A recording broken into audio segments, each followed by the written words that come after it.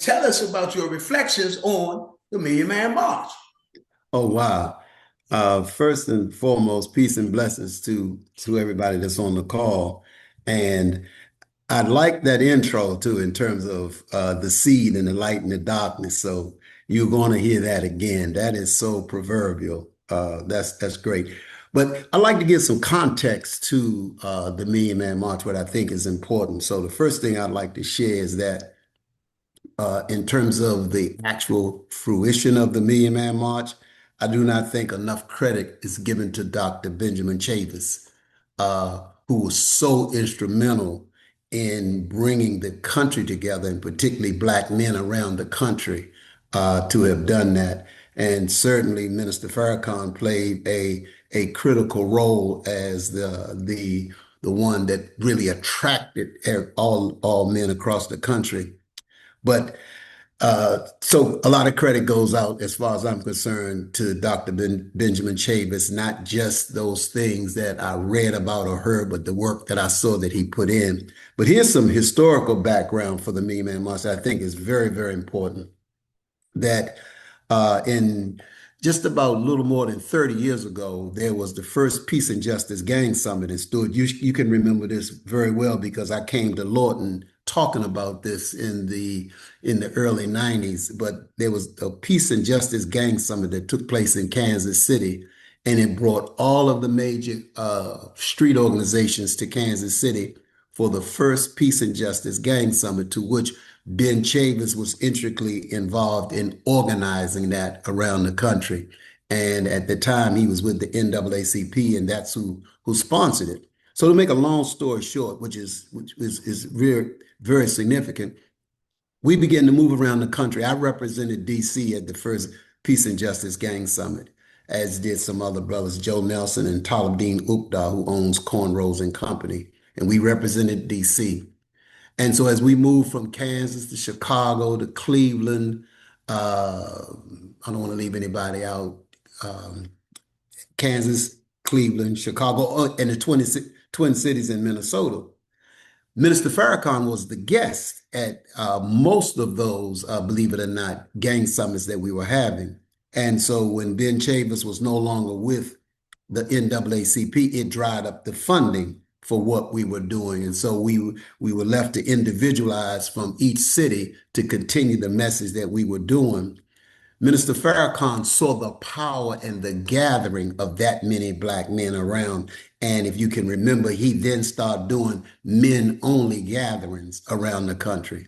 And out of that, we had already talked about coming to DC, because DC was a neutral territory, safe haven, where there were no organized gangs, no Crips, no Bloods, no Vice Lords, no Gangster Disciples. None of that existed here in DC. We were just crude, and that's how it was all over the country, in the military, in penitentiaries, in colleges, everywhere. We were always stood out as representing DC and not any national gang. And so the concept of the Million Man March grew out of that. And so credit goes to Phi Beta Sigma as well on Kennedy Street, because they gave their office to be the national headquarters for the planning of the Million Man March right here in Washington, D.C. And it was Mark Thompson, Ben Chavis, myself, uh, and some others that actually went to open the office on Kennedy Street and began to talk about the Million Man March. And a lot of credit goes out to Mark Thompson, because at the time he was on the radio at WL.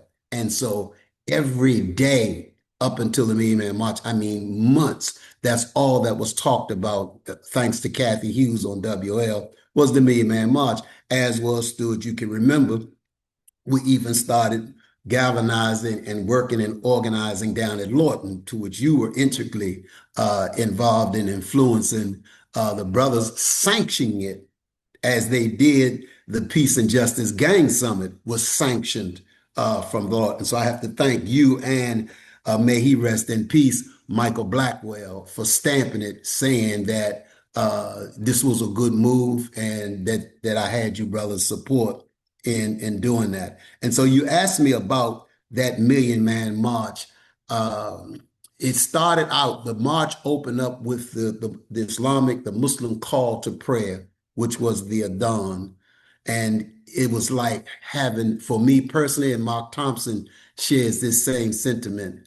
When we came from behind the stage at daybreak, and as far as the human eye could see, all we saw were a wave of black men standing. And when you said that was interesting, the seed and the light and the darkness, when daybreak broke, and as far as the eye could see, all we could see would be black men. And then the call of the Islamic prayer, the Adhan, come to prayer, was said out over that mall where our ancestors were once sold on that very ground right here in Washington, D.C.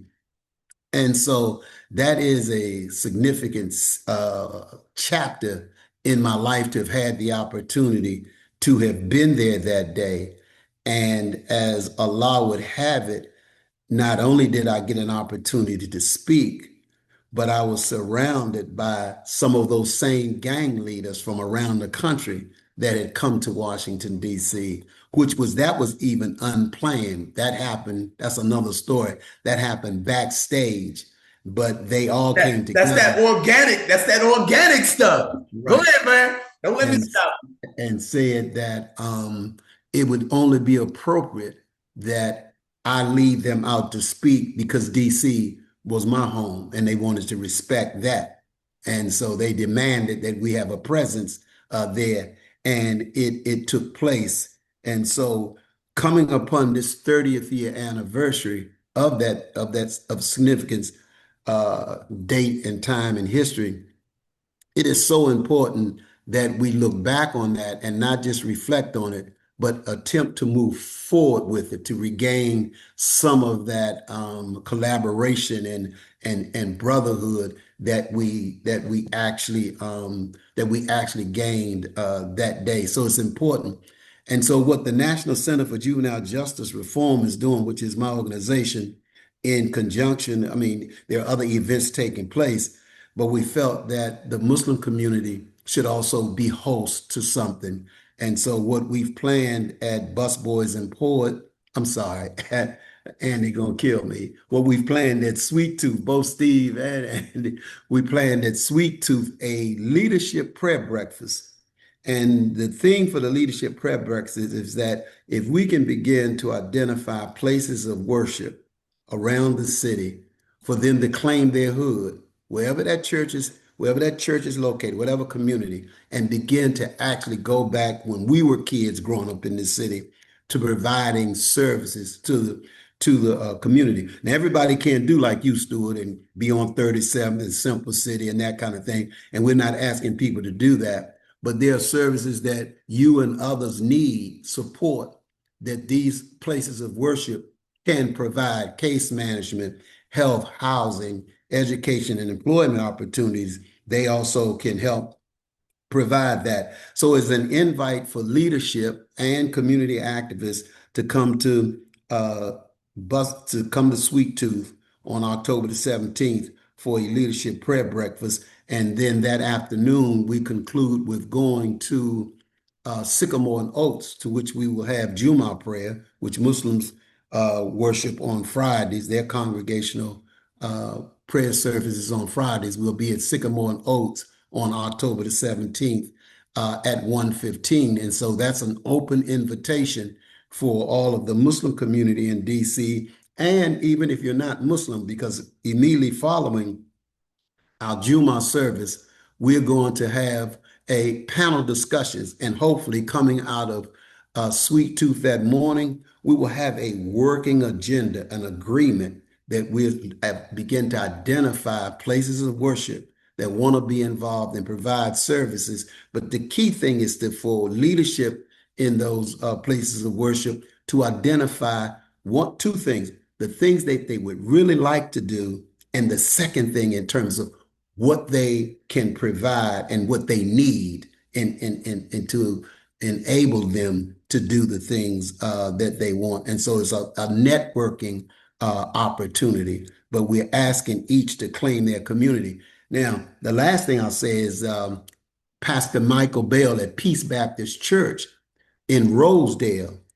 He had reached out to me on Juneteenth and said that he wanted to have his church start working with Rosedale, Langston Terrace, and Carver Terrace. That's a major undertaking, but the whole church is behind it. Well, ironically, I'm out of Carver Terrace, right next door to Langston Terrace. So how could I say, no, Pastor, I'm spread thin around the world, that you're talking about me coming now back to Carver Terrace, where I am and others part of the problems that Carver Terrace and Langston is experiencing because of past behaviors and mistakes we made back in the day. So that's the model of the example. And so if you look at Pastor Bell at Peace Baptist Church, and most of our faith-based entities are aging out, and they're actually all congregations for the most part are aging out. And so you can't expect for them to be able to go there, but they do have resources there. So Pastor Bell would say, here's what I'm trying to do, and here's the help that I need. Who does this? Who's a CPA? Who's an accountant? Who's a nurse? So we can set up these kind of opportunities. So then when we do send the invoice, like credible messengers, when they do go in there and find families in crisis, what do they need? Then you can come back to this place of worship and say, here's where your help is. And if not, we'll know exactly where to send you to get you some help where you don't have to stand in line to get that help that you've been needing for 2 or 3 years.